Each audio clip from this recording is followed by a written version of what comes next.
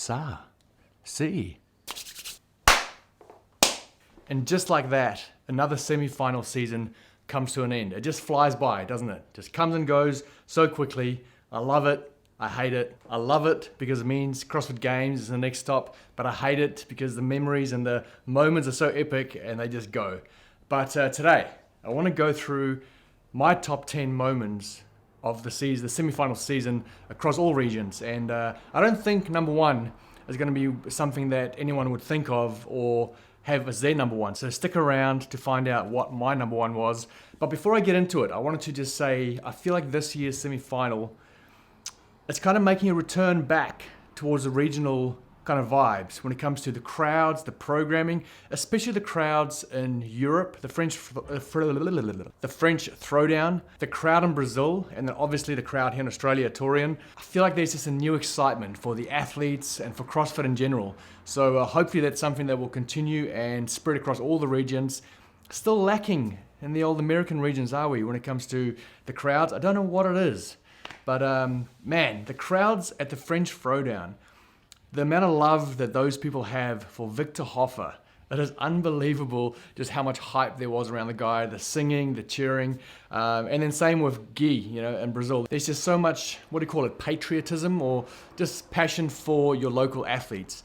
And actually Craig Ritchie had a great idea in his latest video about taking the winners, or perhaps even the top 2 or 3 from every region, and having a separate competition with just those athletes in it. And then we can just really get behind the athletes in our region that represents us for that competition. I thought that was a great idea. To CrossFit, take that one on board. Would love to see it. Okay, let's get into it. And number 10, Peak 360 CrossFit, Noah Olsen's team. They went 5 out of 6 first places. And then on top of that, they had Tola and the clean complex do 340 pounds. That is 154 kgs. 3 cleans, 2 front squats, and 1 overhead. I cannot wait for the day that I can actually clean and jerk 150, if that would ever happen. Never mind 3 cleans, 2 front squats, and a shoulder overhead. And that jerk just looked so easy. Tola is an absolute beast. So in 10th place, the dominance of Peak 360, and I'm excited to see how they go at the games. Can Noah Olsen finally be a CrossFit Games champion? We'll find out in August. At number 9, we have a Horvath, but it's not Laura Horvath, it is Christoph Horvath, punching his ticket to the CrossFit Games for the very first time on the team. He's in the team of Mia Hesketh, Jamie Simmons, and Elliot Simmons, and they have qualified for the CrossFit Games. Christoph is an absolute legend. He is Laura's brother, Gabby McGowan's boyfriend or partner, and he's just been such a champion of those two ladies, so it's very cool to see him now going to the games for the first time as well. Okay, and number 8, this is an amazing achievement. CrossFit Oslo. They have qualified 3 teams to the CrossFit Games, but not only this year, they did that last year as well. So 2 years in a row, they have qualified 3 teams. So number 8 spot goes to CrossFit Oslo. That's an amazing achievement. Mate, most gyms just would love to send 1 team, 3 teams, 2 years back to back. Get out of here. Okay, in 7th place, we're coming over to our region here, the Oceania region. Maddie Sturt, man. She qualified for her very first CrossFit Games back in 2016 as a 19-year-old. And then she's missed out for the last, I think, 3, maybe even 4 years. So close to making it, through the semifinals, but also through the last chance qualifier. And just came so close so many times. So to see Maddie back at the CrossFit Games is unreal. And I feel like she's the type of athlete who is suited to a CrossFit Games style weekend.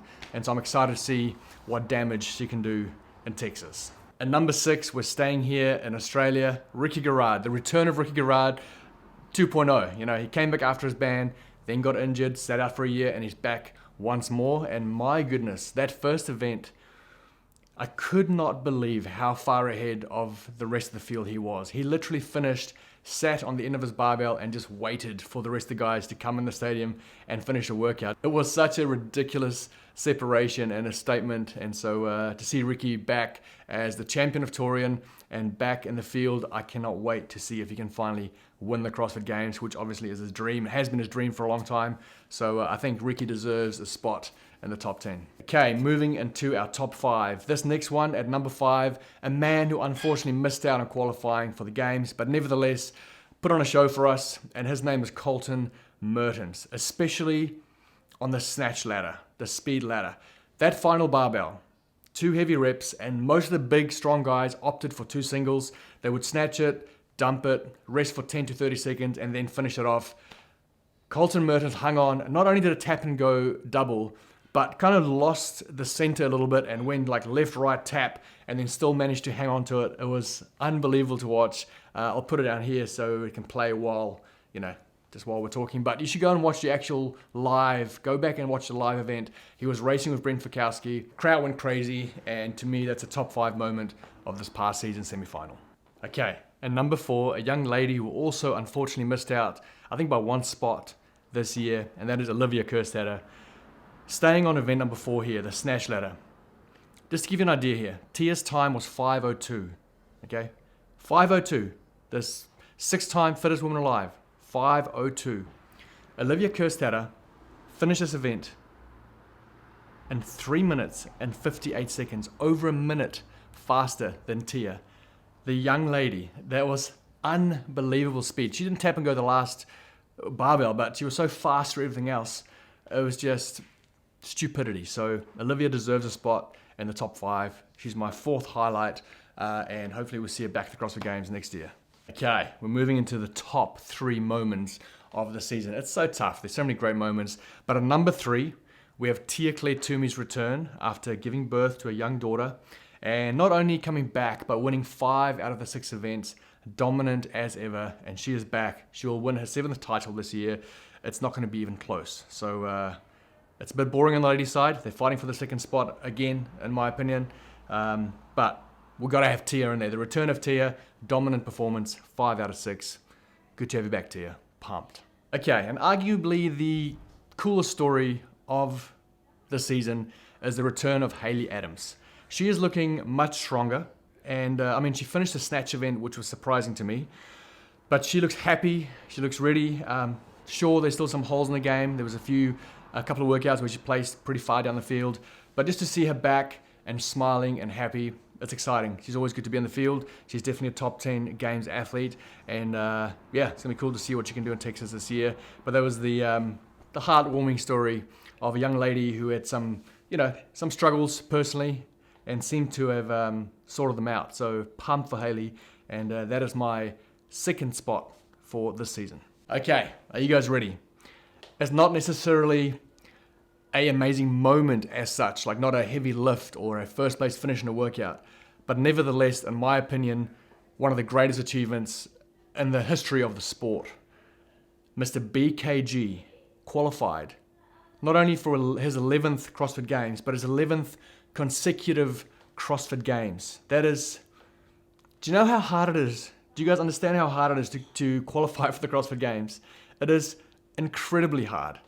11 years in a row. That is longevity to the max. The man has just proven time and time again that he's got the goods, and he's going back 11th year in a row. So BKG to me tops it all. So you may agree, may not agree. I would love to know what you think down in the comments. What are some of the moments I've missed to mention? What were some of your favorite moments of the season when it comes to the semifinals?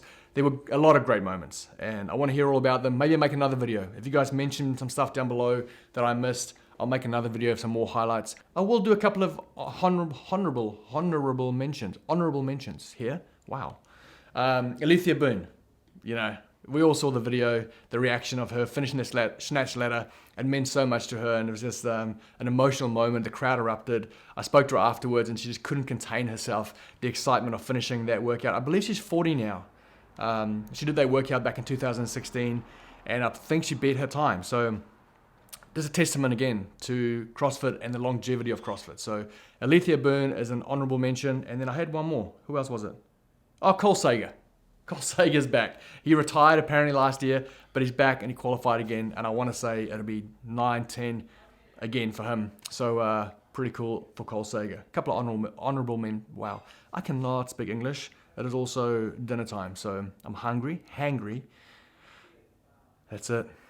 You stay sexy, keep roaring love, and I'll see you real soon. Mwah.